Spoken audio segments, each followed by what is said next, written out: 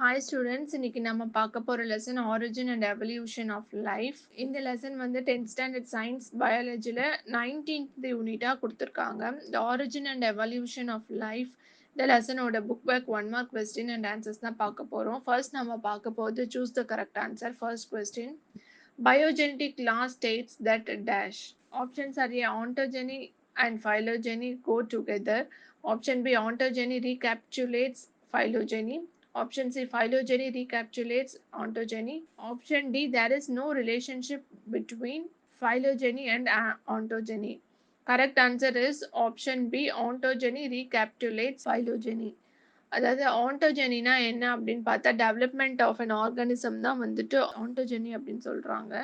இது எதை follow பண்ணியிருக்கும்னா ஃபைலோஜெனியை follow பண்ணியிருக்கும். அதுதான் ரீகேப்சுலேட்ஸ்னு சொல்கிறாங்க. ஃபைலோஜெனி அப்படின்னா என்னன்னா இப்போ வந்துட்டு இப்போ ஒரு ரெவல்யூஷன் நடக்குதுன்னா இப்போ ஹியூமன்ஸ் வந்து மங்கிலேருந்து ஹியூமன்ஸ் எவால்வ் ஆகியிருக்காங்க அப்படின்னா இந்த ஹோல் எவல்யூஷன் ப்ராசஸ்லேயும் வந்துட்டு நம்ம இந்த ஆர்கானிசம் வந்துட்டு நிறைய ஃபார்ம்ஸ் எடுத்திருக்கும். அந்த ஹோல் எவல்யூஷனில் நடந்த ஃபார்ம்ஸ் எல்லாத்தையும் ஃபாலோ பண்ணி தான் வந்துட்டு இந்த ஆர்கானிசத்தோட டெவலப்மெண்ட் இருக்கும் அப்படின்றத தான் சொல்கிறாங்க. History of some species are ancestors தான் வந்துட்டு ஃபைலோஜெனி அப்படின்னு சொல்கிறாங்க. அப்போது கரெக்ட் ஆன்சர் என்ன, ஒரு டெவலப்மெண்ட் ஆஃப் ஆர்கானிசம் எதை ஃபாலோ பண்ணியிருக்கோன்னா அந்த ஹிஸ்ட்ரி ஆஃப் ஸ்பீஷியஸை ஃபாலோ பண்ணி தான் இருக்கும். அதாவது ஆன்டோஜெனி ரீகேப்சுலேட்ஸ் ஃபைலோஜெனி, அதுதான் correct answer. Second question, the use and disuse theory was proposed by dash. Options are A. Charles Darwin, B. Ernst Haeckel, option C. Jean-Baptiste Lamarck, option D. Gregor Mendel. Correct answer is option C. Jean-Baptiste Lamarck. Use and disuse theoryனா என்னன்னு பார்த்தா இப்போ நம்ம ஒரு ஆர்கனை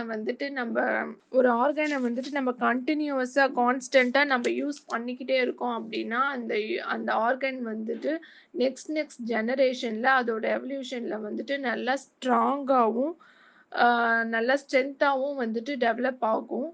அதே நம்ம ஒரு ஆர்கனை வந்துட்டு நம்ம யூஸ் பண்ணாமலே விட்டுட்டோம் அப்படின்னாக்கா ரொம்ப ஜென்ரேஷனாக ஒரு ஆர்கனை யூஸ் பண்ணுறது கம்மியாயிட்டே இருக்கு அப்படின்னா அது வந்துட்டு கொஞ்சம் கொஞ்சமாக டீஜெனரேட் ஆகிடும்.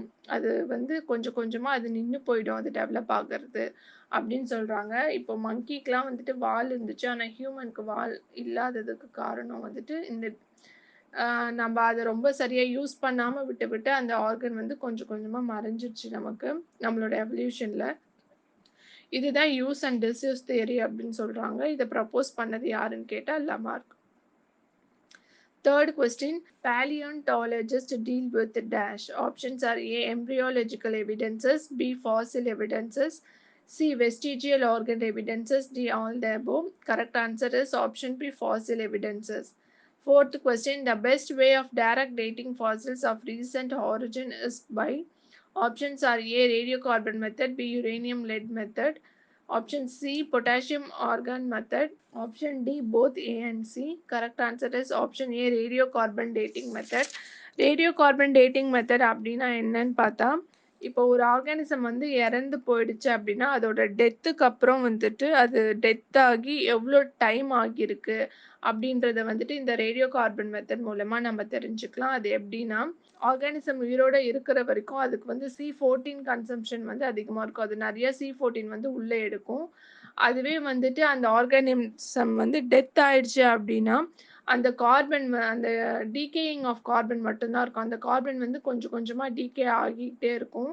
அப்போ வந்து ஒரு டெட் பாடியோட உடம்புல கார்பன் எந்த அளவுக்கு இருக்குதுன்றத கால்குலேட் பண்ணால் வந்துட்டு அது அதில் அந்த உடம்புலேருந்து எவ்வளோ கார்பன் டீகே ஆகிருக்கு அதை வச்சு நம்ம வந்து அந்த ஆர்கானிசம்ஸ் இறந்து எவ்வளோ நேரம் ஆகியிருக்கு அப்படின்றத நம்ம கால்குலேட் பண்ணிக்கலாம். இதுதான் radio carbon method. Fifth question, the term ethnobotany was coined by dash. Options are A. Corona, option B. J.W. Hausberger, option D. Ronald Ross, option D. Hugo de Vries. Correct answer is option B. J.W. Hausberger. Next நம்ம பார்க்குறது fill in the blanks. First question, the characters developed by the animals during their lifetime in response to the environmental changes are called dash. Correct answer is acquired characters. என்விரான்மெண்ட்டுக்கு தகுந்த மாதிரி ஒரு character தன்னை change பண்ணி adapt பண்ணிக்கிட்டு acquire பண்ற characters பேர் வந்துட்டு acquired characters அப்படின்னு சொல்றாங்க. Second question, the degenerated and non functional organs found in an organism are called vestigial organs. நான் முன்னாடி சொன்ன மாதிரி யூஸ் அண்ட் டிஸ்யூஸ் தியரியில சொன்னது. நம்ம ரொம்ப நாளா ஒரு ஆர்கனை வந்துட்டு யூஸ் பண்ணாமலே வச்சிருந்தோம்னா அது டீஜெனரேட் ஆயிடும். அப்படி டீஜெனரேட் ஆகிற ஆர்கானிசம் பேர் வந்து vestigial organs. Third question, the fore limbs of bat and human are examples of homologous organs. Homologous organs அப்படின்னா என்னன்னா வந்துட்டு ஒரு காமன் ஆன்சிஸ்டர்ல இருந்துட்டு இன்ஹெரிட் ஆன ஆர்கன்ஸ் தான் வந்துட்டு ஹோமோலோகஸ் அப்படின்னு சொல்லுவாங்க. இதுக்கு எக்ஸாம்பிள் பார்த்தோன்னாக்கா பேட், ஹியூமன், கேட், வேல் இதெல்லாமே வந்துட்டு அதோட 4 லிம்ஸ்ல வந்துட்டு 5 ஃபிங்கர்ஸ் இருக்கும். இதெல்லாம் வந்துட்டு காமன் ஆன்சிஸ்டர்ல இருந்து இன்ஹெரிட் ஆன ப்ராப்பர்ட்டிஸ். இந்த மாதிரி இருக்கிற ஆர்கன்ஸ்லாம் வந்துட்டு ஹோமோலோகஸ் ஆர்கன்ஸ் அப்படின்னு சொல்றாங்க. Fourth question, the theory of natural selection for evolution was proposed by dash. Correct answer is Charles Darwin. Next நம்ம பார்க்க போது match the following. First question, atavism. இதுக்கு correct answer rudimentary tail and thick hair on the body.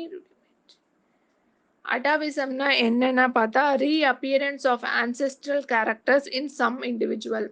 நம்ம ஆன்சிஸ்டருக்கு இந்த ஒரு சில properties வந்துட்டு ஒரு சில இண்டிவிஜுவலுக்கு ரீஅப்பியர் ஆகியிருக்கும். இதுக்கு example rudimentary tail and thick hair on the body. Second question, vestigial organs. இதுக்கு correct answer caudal vertebrae and vermiform appendix. இதெல்லாம் வந்துட்டு ஹியூமன் பாடியில் இருக்கிற வெஸ்டிஜியல் ஆர்கன்ஸ். இதெல்லாம் வந்துட்டு என்னன்னா ரொம்ப நாளாக யூஸ் பண்ணாமல் இருந்து டீஜெனரேட் ஆன organs. Third question, analogous organs.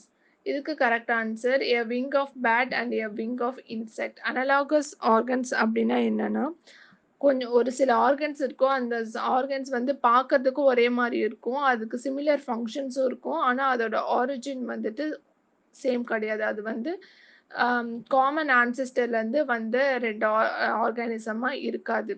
அதாவது பேட்டோட இறகு பார்த்தாலும் சரி, இன்செக்டோட இறகு பார்த்தாலும் ஒரே மாதிரி தான் இருக்கும். ரெண்டுமே பறக்கிறதுக்கு தான் யூஸ் ஆகும். ஆனால் ரெண்டுத்துக்குமே காமன் ஆரிஜின் வந்துட்டு ஒரு ஆன்சிஸ்டர் கிடையாது. எல்லாமே வேற வேற ஆர்கானிசத்துலேருந்து இவால்வ் ஆன ஒன்று. Fourth question, homologous organs. Homologous ஆர்கன்ஸ்னால் நான் சொன்ன மாதிரி அதுக்கு வந்து ஆன்சிஸ்டர் வந்துட்டு காமன் ஆரிஜினாக தான் இருக்கும். காமன் ஆரிஜின் ஒன்றா தான் இருக்கும். இதுக்கு correct answer 4 limb of a cat and a bat's wing. Fifth question, wood park. இதுக்கு correct answer Thiruvakkarai. Sixth question, W of Libby. இதுக்கு correct answer radio carbon dating. Next நம்ம பார்க்க போது true or false. First question, the use and disuse theory of organs was postulated by Charles Darwin. This is false. ஏன்னா இந்த use and disuse theory of organs was postulated by Lamarck. Second question, the homologous organs look similar and perform similar functions, but they have different origin and different developmental pattern. This is false. நான் முன்னாடியே சொல்லியிருக்கோம், homologous ஆர்கன்ஸ்க்கு வந்துட்டு same origin தான் இருக்கும். அதோட developmental பேட்டர்னும் வந்துட்டு சிமிலராக தான் இருக்கும். ஸோ இது கரெக்ட் ஸ்டேட்மெண்ட் என்னென்னா, homologous organs look similar and perform dissimilar functions, but they have same origin and developmental pattern. Third question, birds have evolved from reptiles. This is true. இந்த video உங்களுக்கு பிடிச்சிருந்தா like பண்ணுங்க, share பண்ணுங்க, comment பண்ணுங்க, மறக்காம subscribe பண்ணுங்க.